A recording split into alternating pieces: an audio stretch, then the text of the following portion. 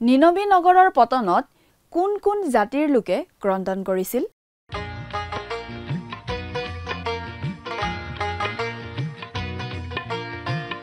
আজিৰে পবিত্ৰ ক্ষণতে উজলি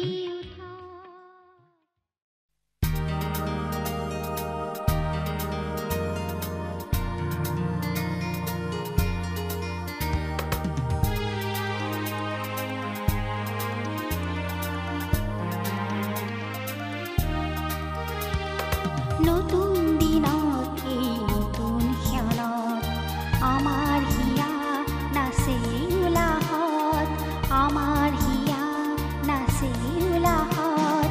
সেই উলাহ সেই আনন্দ, সেই উলাহ সেই আনন্দ প্ৰভু যীশুৱে দিয়া দিয়া, প্ৰভু যীশুৱে দিয়া। নতুন দিনত এই নতুন ক্ষণত আমাৰ হিয়া নাচে উলাহত।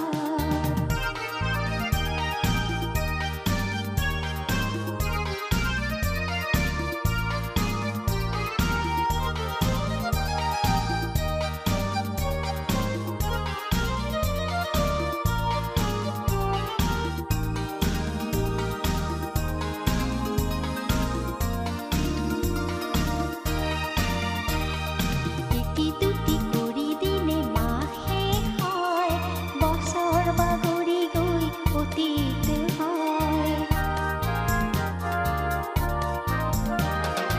এটি দুটি কৰি দিনে মাহে হয়, বছৰ বাগৰি গৈ অতীত হয়। প্ৰতিটো দিনৰ প্ৰতিটো প্ৰহৰ, প্ৰতিটো দিনৰ প্ৰতিটো প্ৰহৰ প্ৰভু যীশুৱে দিয়া দিয়া, প্ৰভু যীশুৱে দিয়া। নতুন দিনত এই নতুন ক্ষণত আমাৰ হিয়া নাচি উলাহত।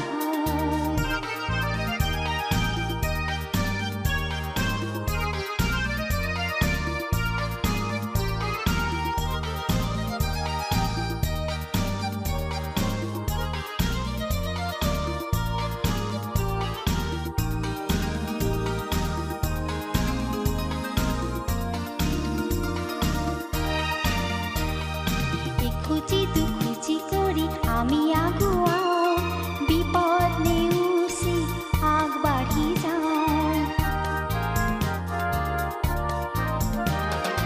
ইখুচি দুখুচি কৰি আমি আগুৱাওঁ, বিপদ নেওচি আগবাঢ়ি যাওঁ।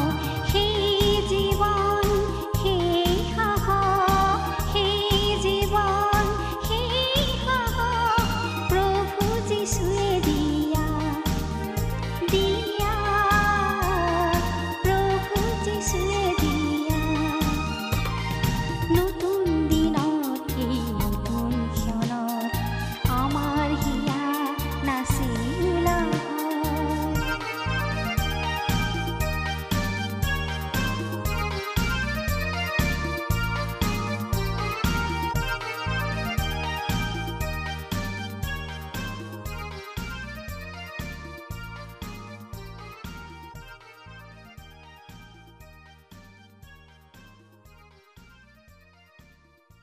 নমস্কাৰ, আমাৰ ভক্তিবচন অনুষ্ঠানলৈ আপোনাক স্বাগতম জনাইছোঁ। খ্ৰীষ্টীয় বিশ্বাসী লোকসকলৰ বাবে বিশেষভাৱে প্ৰস্তুত কৰা এই ভক্তিবচন অনুষ্ঠানটো হৈছে বাইবেল অধ্যয়নৰ ধাৰাবাহিক অসমীয়া অনুষ্ঠান। বাইবেলৰ গোটেই ৬৬খন পুস্তকৰে আমি ইয়াত অধ্যয়ন কৰিম।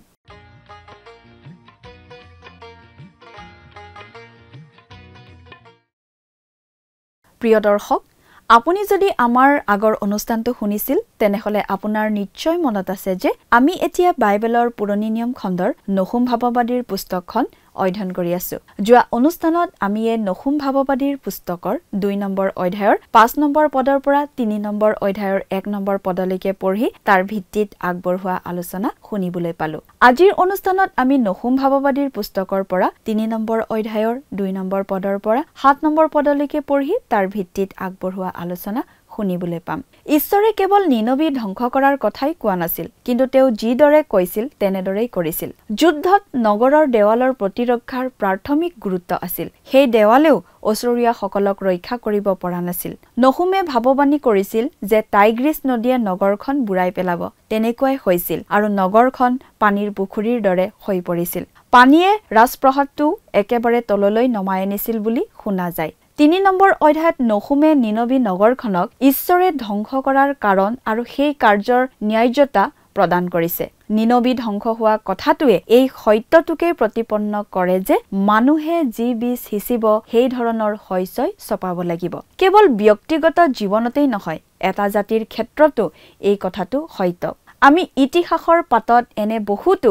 উদাহৰণ পাওঁ ঈশ্বৰে ব্যক্তিৰ সৈতে আৰু একোটা জাতিৰ সৈতে অতি মিল থকা ধৰণেৰে ব্যৱহাৰ কৰে আৰু এই বিশেষ নীতি অনুসাৰে নহুমে যুদ্ধৰ ৰথবোৰৰ অতি সুন্দৰ বৰ্ণনা দিছে সেই ৰথবোৰ অতি সুসজ্জিত আছিল ৰথবোৰ যেতিয়া নগৰৰ ভিতৰলৈ সোমাই আহি আছিল তেতিয়া ৰথ চালকে ঘোঁৰাবোৰক চাবুকেৰে কুবাই আহোঁতে এটা বিশেষ ধৰণৰ শব্দ সকলোৱে শুনিবলৈ পাইছিল ৰথৰ চকাবোৰৰ হুলস্থুল আৰু ঘোঁৰাৰ চিঞৰে মানুহবোৰক ভয়ত বিহ্বল কৰি পেলাইছিল ৰথবোৰে সকলো বস্তুৰ ওপৰেৰে জপিয়াই পাৰ হৈ গৈ আছিল বিশেষকৈ মৃতদেহবোৰৰ ওপৰেৰে নহুমে প্ৰথমতে নিনবীৰ আভ্যন্তৰীণ অৱস্থাৰ বিষয়ে কৈছে মিছা আৰু ডকাইতিৰ কথাই চহৰখনৰ সংস্কৃতি আৰু জলবায়ুৰ চিহ্নিত কৰিছিল তেওঁলোকৰ নিষ্ঠুৰতা আন জাতিৰ প্ৰতি তেওঁলোকৰ সম্পূৰ্ণ নিৰ্দয় আচৰণ আনৰ ওপৰত চলোৱা তেওঁলোকৰ প্ৰভুত্ব এই সকলোবোৰে তেওঁলোকৰ নিষ্ঠুৰ চৰিত্ৰ চিত্ৰিত কৰিছিল আৰু শত্ৰুবোৰৰ পৰাও তেওঁলোকে ঠিক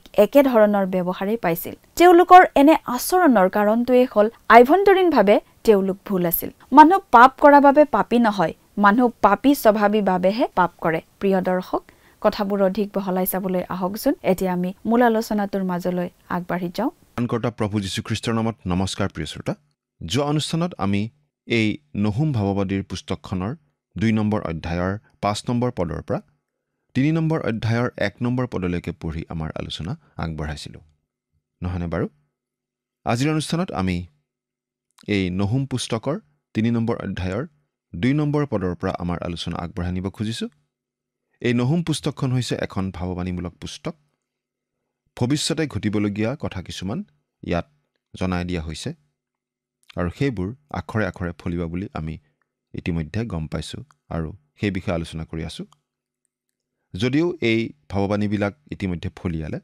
ইয়াৰ যোগেদি আজিও আমাৰ শিকিবলগীয়া অনেক কথা আছে আহক আমি বাইবেল অধ্যয়নৰ পিনে আগবাঢ়ো আপুনি আপোনাৰ লগত বাইবেলখন মেলি লৈছেনে বাৰু জোনা ভাৱবাদীৰ পুস্তকত আৰু নহুম ভাৱবাদীৰ পুস্তক এই দুখন পুস্তকত আমি গম পাওঁ যে ঈশ্বৰে অনাজিহুদী বা পৰজাতীয় লোক বা জাতিবোৰৰ ক্ষেত্ৰতো কাৰ্য কৰে অৱশ্যে আন পুস্তকতো পাওঁ কিন্তু এই দুখন পুস্তকৰ কথা আমি একেলগে কৈছোঁ কাৰণ এই দুখন পুস্তকৰ মাজত এটা বিশেষ সম্বন্ধ আছে আমি এই কথাটো জানিব পাৰোঁ যে ঈশ্বৰে অনাজিহুদী বা পৰজাতীয় লোক বা জাতিবোৰৰ ক্ষেত্ৰতো কাৰ্য কৰে আৰু তেওঁ পুৰণি নিয়মৰ দিনতেই তেনেকুৱা কাৰ্য কৰি দেখুৱাইছিল লগতে আমি এই কথাও দেখা পাওঁ যে মানুহৰ শাসন কাৰ্যত ঈশ্বৰৰ শাসন ব্যৱস্থাই হস্তক্ষেপ কৰে ঈশ্বৰ নীৰৱ দৰ্শক নহয়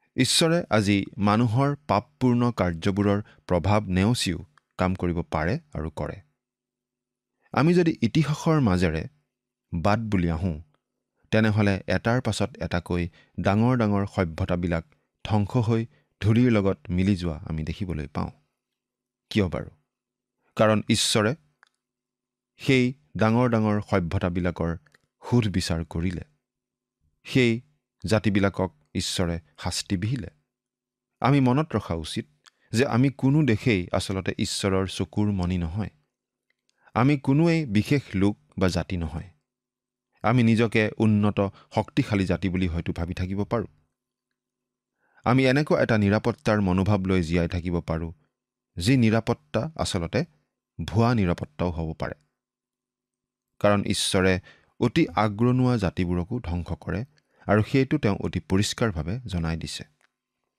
এতিয়া বাইবেলৰ পৰা পাঠ কৰি দিম ৩ নম্বৰ অধ্যায়ৰ ২ নম্বৰ পদটো পঢ়ি দিছোঁ লগত যদি বাইবেল আছে অনুগ্ৰহ কৰি চাই যাব, নহ'লে অনুগ্ৰহ কৰি মন দি শুনিব। ইয়াত এনেদৰে লিখা আছে, শুনা, সেয়া চাবুকৰ শব্দ, চক্ৰৰ ঘৰঘৰণিৰ শব্দ আৰু লাফ দিয়া ঘোঁৰা আৰু জঁপিওৱা ৰথৰ শব্দ। ইয়াত ৰথবোৰৰ এটা জীৱন্ত বৰ্ণনা দাঙি ধৰা হৈছে। এইবোৰ সুসজ্জিত টেংকৰ নিচিনা। সেইবোৰ আছিল তেতিয়াৰ দিনৰ টেংক, আৰু সেইবিলাক নগৰৰ ভিতৰ সোমাই অহাৰ লগে লগে শুনিবলৈ পোৱা গৈছিল চাবুকৰ শব্দ, ৰথৰ চালকে ঘোঁৰা চাবুকেৰে কোবোৱাৰ শব্দ, চকাৰ ঘৰ ঘৰ শব্দ আৰু লাফ দিয়া ঘোঁৰা আৰু জঁপিওৱা ৰথৰ শব্দ শুনিবলৈ পোৱা গৈছিল। ৰথবোৰ সকলোৰে ওপৰেৰে জঁপিয়াই ফুৰিছিল, বিশেষকৈ মৰাশবোৰৰ ওপৰেৰে। এই অধ্যায়টোৰ প্ৰথম দুটা পদে বৰ্ণনা কৰিছে নিনবী নগৰৰ ভিতৰৰ অৱস্থা। মিছা কথা আৰু ডকাহকা দিয়া স্বভাৱ আছিল সেই নগৰৰ সংস্কৃতিৰ বৈশিষ্ট্য। এইকাৰণেই তেওঁলোকে বাহিৰতো শত্ৰুবোৰৰ ক্ষেত্ৰতো একে ব্যৱহাৰ কৰিছিল। নিষ্ঠুৰতা, আন জাতিৰ প্ৰতি সহানুভূতিহীনতা, আনৰ ওপৰত প্ৰভুত্ব চলাব বিচৰা আদি আছিল তেওঁলোকৰ স্বভাৱ। তেওঁলোকৰ সেই কাৰ্যপ্ৰণালীৰ আচল কাৰণটো এয়ে আছিল যে ভিতৰি ভিতৰি তেওঁলোকৰ ভুল হৈ আছিল। আমি বুজি পোৱা উচিত যে মানুহে পাপ কৰ্ম কৰে আৰু সেইবাবে মানুহ পাপী নহয়, কিন্তু মানুহ স্বভাৱতেই পাপী আৰু সেইকাৰণেহে মানুহে পাপ কৰ্ম কৰে।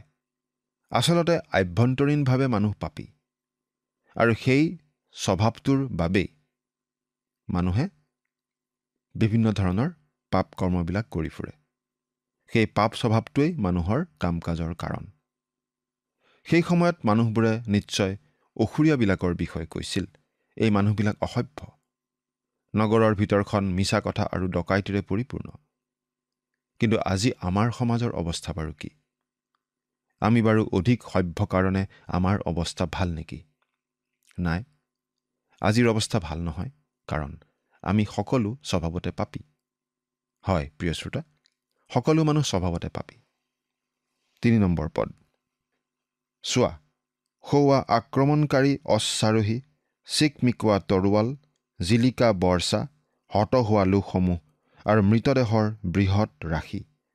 মৰাশৰ সীমাই নাই, সিহঁতৰ শৱৰ ওপৰত মানুহে উজুতি খায়। মৃত লোকৰ সংখ্যা বিশ্বাস কৰিব নোৱাৰা ধৰণৰ আছিল। বোম এটা পেলাই দিলে জনবসতিপূৰ্ণ ঠাই এখনৰ অৱস্থা যেনেকুৱা হ'ব, তেতিয়া ঠিক তেনেকুৱাই হৈছিল। ৩ আৰু ৪ নম্বৰ পদত আমি নিনবীৰ বাহ্যিক ৰূপটো দেখা পাওঁ। তেওঁলোক নিষ্ঠুৰ, হিংসুক শত্ৰু আছিল, আৰু এতিয়া তেওঁলোকে নিজে কৰা কামৰ প্ৰতিফল পাব ধৰিছে। ৪ নম্বৰ পদটো পঢ়ি দিছোঁ। পৰম সুন্দৰী যি মায়াবিনী বেশ্যাই নিজৰ বেশ্যাকৰ্মৰ দ্বাৰাই জাতিবিলাকক আৰু নিজৰ মায়াকৰ্মৰ দ্বাৰাই গোষ্ঠীবিলাকক বেচে, তাইৰ অধিক বেশ্যাকৰ্মৰ কাৰণে এইবোৰ ঘটিছে। পৰম সুন্দৰী যি মায়াবিনী বেশ্যাই নিজৰ বেশ্যাকৰ্মৰ দ্বাৰাই, নিনবী নগৰখন এজনী বেশ্যাৰ লগত ইয়াত তুলনা কৰা হৈছে। এই নগৰখনৰ লগত আন সকলো জাতিৰ বেয়া অভিজ্ঞতা আছিল। এই নগৰখনৰ লাজ কিমান সেই কথাটো মন কৰকচোন। ঈশ্বৰে সেই নিনবীক এজনী বেশ্যা বুলি কৈছে, আৰু গোটেই পৃথিৱীখনেই নিনবীৰ লগত লেটিপেটি কৰিছিল। যি মায়াবিনী বেশ্যাই নিজৰ বেশ্যাকৰ্মৰ দ্বাৰাই জাতিবিলাকক আৰু নিজৰ মায়াকৰ্মৰ দ্বাৰাই গোষ্ঠীবিলাকক বেচে। ইয়াত মায়াকৰ্মৰ কথাটো দুবাৰ উল্লেখ কৰা হৈছে। অসুচী আত্মাৰ কাৰ্যকলাপৰ এটা উমান আমি ইয়াত পাইছোঁ। প্ৰাচীন কালত যি প্ৰতিমা পূজা চলিছিল, সেইবোৰ অৰ্থহীন আছিল বুলি আমি নাভাবোঁ। যদিও প্ৰতিমাবোৰ অসাৰ বুলি কোৱা হৈছে, তথাপি সেই প্ৰতিমাবোৰৰ পিছত আছিল ছয়তান, আৰু সেই প্ৰতিমা পূজাৰ মূল আচলতে ছয়তানেই। এই কথা আমি বেছি বহলাই কোৱাৰ নিশ্চয় প্ৰয়োজন নাই। আজি ছয়তানৰ কাৰ্যকলাপে এনেধৰণৰ বিভিন্ন ৰূপত আত্মপ্ৰকাশ কৰি আছে পৃথিৱীৰ চাৰিওফালে। মানুহবোৰ আজি অধিককৈ বিভিন্ন মায়া কাৰ্য আদিৰ প্ৰতি আকৰ্ষিত হ'ব ধৰিছে। আজি অনেক সংখ্যক লোকে ভৱিষ্যৎবাণী থকা কিতাপবিলাক কিনে আৰু সেইবোৰ মানি চলিব খোজে। আজি বহুতো মানুহে গাত কিবা কিবি পিন্ধে, কিবা কিবি ওলোমাই লয়, শুভ লক্ষণ আহিব বুলি ভাবে। আজিৰ এই বস্তুবাদী যুগ আৰু সংস্কৃতিত এইবোৰ দিনে দিনে বাঢ়ি যাব ধৰিছে। মানুহ সেইবোৰ দিনৰ পৰা পাৰ হৈ অহা নাই। মানুহ আকৌ উভতিহে গৈছে সেইবোৰ দিনলৈ, এই বুলিহে আমি ক'ব পাৰোঁ। আৰু সেই নিনবী মহানগৰখনো এনে মায়াকৰ্ম আদিৰ মাজত ব্যস্ত হৈ পৰিছিল। গতিকে ঈশ্বৰে কৈছে যে এই নগৰখনক শাস্তি দিয়াটো তেওঁৰ বাবে ন্যায়সংগত কাম, কাৰণ এই নগৰখনে মায়াকৰ্ম আৰু নানা দেৱ দেৱীৰ সেৱা পূজাত লিপ্ত আছিল। প্ৰকাশিত বাক্য পুস্তকত আমাক কোৱা হৈছে যে যেতিয়া এই যুগৰ শেষ আহি উপস্থিত হ'ব, তেতিয়া আনুষ্ঠানিক খ্ৰীষ্টীয় মণ্ডলী এগৰাকী বেশ্যাৰ নিচিনা হ'ব আৰু এনেধৰণৰ কামত লিপ্ত হ'ব। আনকি এতিয়াই আমি তেনেধৰণৰ গতি এটা দেখা পাব ধৰিছোঁ। আজি এইটো এটা ভয়াৱহ কথা হৈ পৰিছে।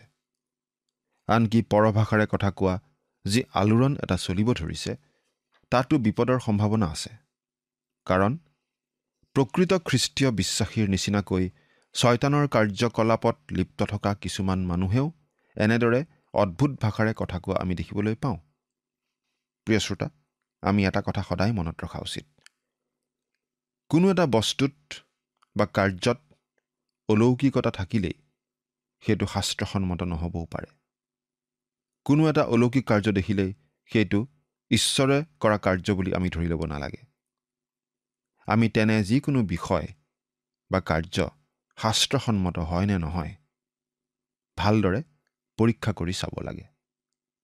যদি অলৌকিক কিন্তু শাস্ত্ৰসন্মত নহয়, তেন্তে সেইটো ঈশ্বৰৰ পৰা হোৱা বিষয় বা কাৰ্য নিশ্চয় নহয়। আৰু যদি ঈশ্বৰৰ পৰা নহয়, তেন্তে তেনেকুৱা অলৌকিক কাৰ্যৰ সৈতে জড়িত আন এজনেই থাকিব পাৰে। সেইজন হৈছে শয়তান। শয়তানে যিমান পাৰে সকলো ধৰণে ঈশ্বৰক নকল কৰিবলৈ চেষ্টা কৰি থাকে। ঈশ্বৰে আমাক কাৰণ দৰ্শাইছে কিয় তেওঁ নিনবী নগৰৰ সুধবিচাৰ কৰিব লগা হ'ল। সেই নগৰ ধ্বংস কৰা কাৰ্য যে তেওঁৰ বাবে ন্যায়সংগত, তাৰ যুক্তি তেওঁ দিছে। এতিয়া তেওঁ এটা গুৰুত্বপূৰ্ণ মন্তব্য কৰিছে।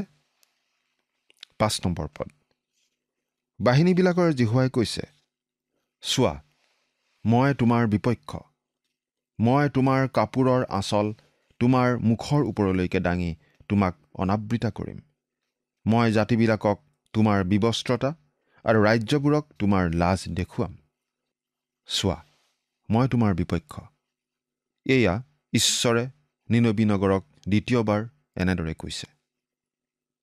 ঈশ্বৰে জিহিজকিয়েল পুস্তকৰ 38 আৰু 39 নম্বৰ অধ্যায়ত গোগ আৰু মাগোগকো এই বুলি কৈছে।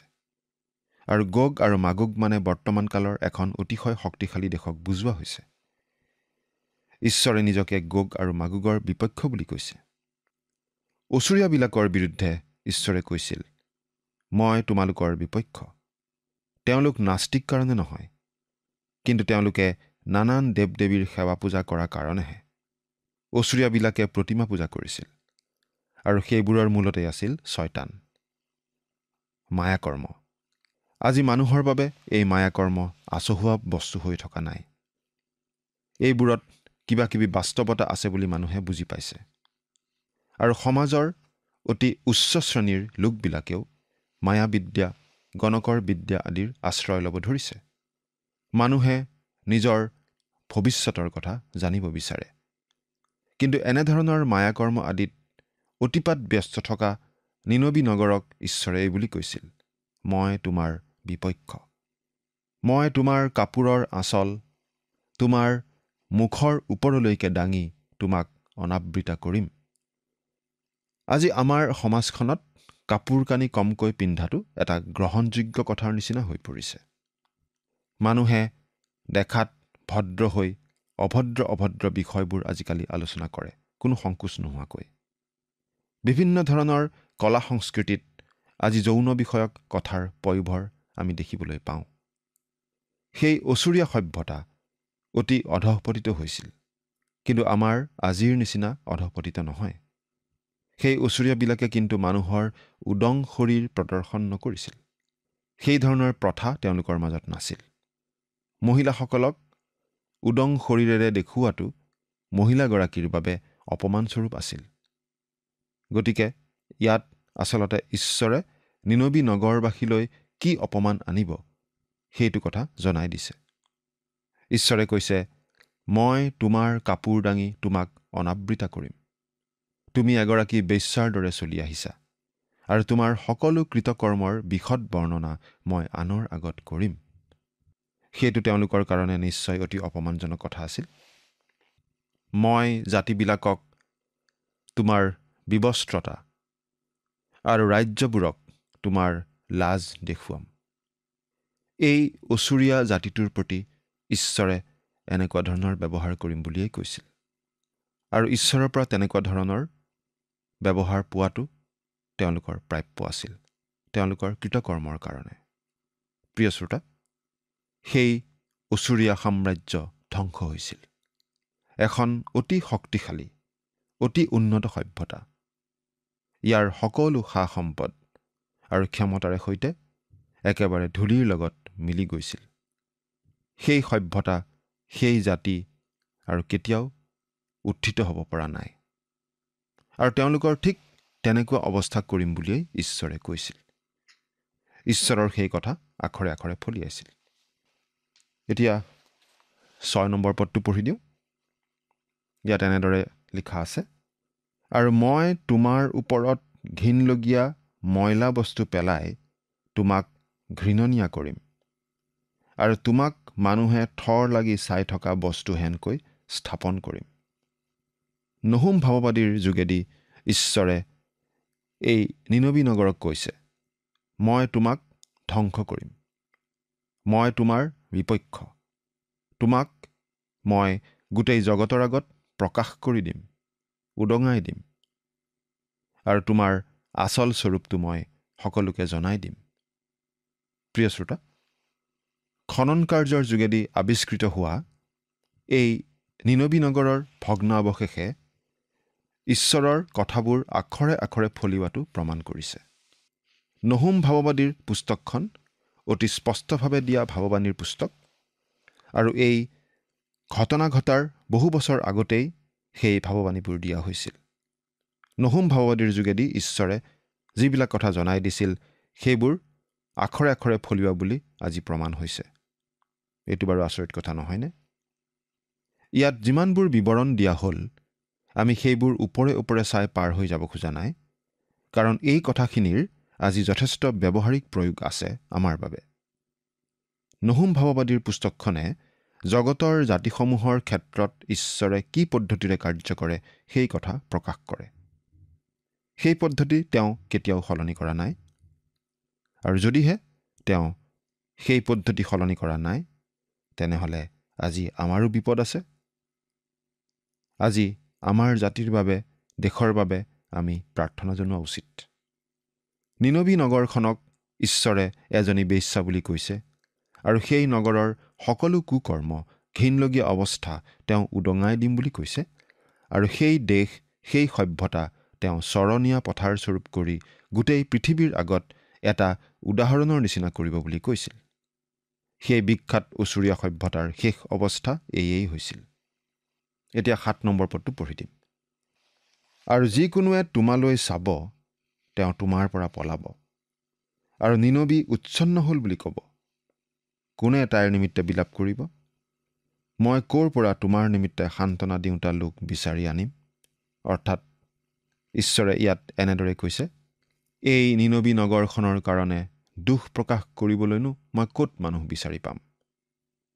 এই নগৰখন ধ্বংস হোৱা কাৰণে কোনেও এই নগৰখনৰ কাৰণে দুখ প্ৰকাশ নকৰিব। কোনো মানুহেও উচুপি নাকান্দিব। তাত শোক প্ৰকাশ কৰোঁতা কোনো নাথাকিব।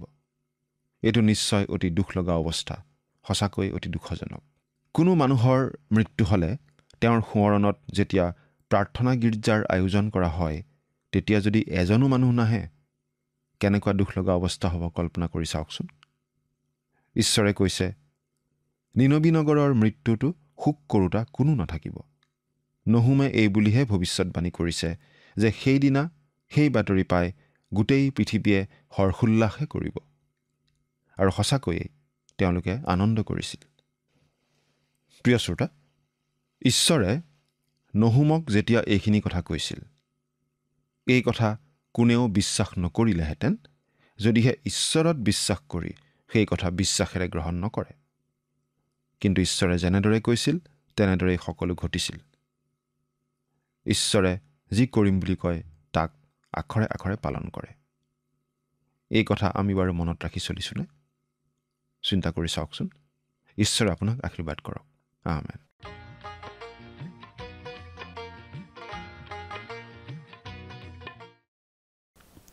ঈশ্বৰে নহুমৰ যোগেৰে কৈছিল যে পৃথিৱীৰ কোনো জাতিৰ মানুহ আহি এই নগৰৰ বাবে শোক নকৰিব, নগৰখনৰ বাবে কোনেও শোক নকৰিব, নগৰখনৰ বাবে কোনেও নাকান্দিব, তাত শোক কৰা মানুহ কোনো নাথাকিব। সেইটো সঁচাকৈয়ে এটা অতি দুখজনক পৰিস্থিতি। যিকোনো মানুহৰ তেনেকুৱা এটা অন্ত্যেষ্টি ক্ৰিয়া সম্পন্ন হ'বলগীয়া হোৱাটো অতি দুখৰ কথা হ'ব, য'ত কোনো বন্ধুৱে উপস্থিত নাথাকে।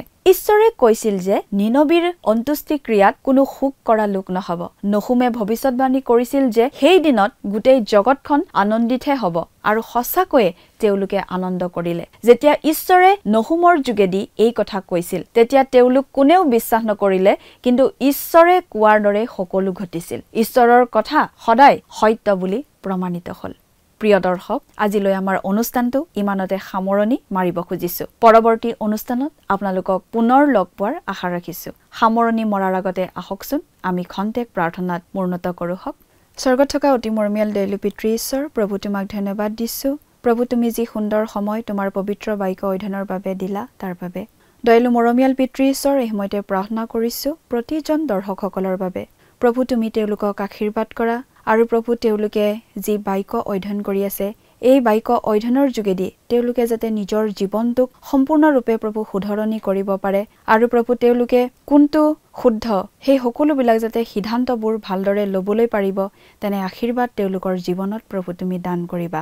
এই সকলো যাচনা মহান ত্ৰাণকৰ্তা প্ৰভু যীশু খ্ৰীষ্টৰ নামত অৰ্পণ কৰিছো। আমেন। প্ৰিয় দৰ্শক, যোৱা অনুষ্ঠানৰ প্ৰশ্নটোৰ শুদ্ধ উত্তৰটো হৈছে এনচাৰ অপশ্যন ডি, সিংহ। আজিৰ অনুষ্ঠানৰ ওপৰত আধাৰিত প্ৰশ্নটো হৈছে নিনবী নগৰখনক কিহৰ লগত তুলনা কৰিছিল? অপশ্যন এ ছডোম, অপশ্যন বি বেশ্যা, অপশ্যন চি অগ্নি, অপশ্যন ডি সিংহ। প্ৰিয় দৰ্শক, আজিৰ প্ৰশ্নৰ সঠিক উত্তৰটো আজি সন্ধিয়া 6 বজাৰ আগেয়ে আপোনাৰ নাম আৰু সম্পূৰ্ণ ঠিকনাৰে সৈতে আমালৈ 7429840242 নম্বৰত SMS নাইবা হোৱাটছআপ যোগে প্ৰেৰণ কৰক।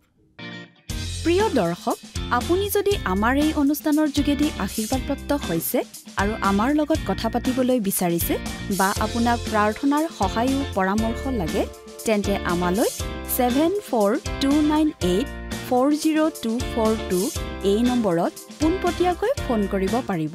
ধন্যবাদ।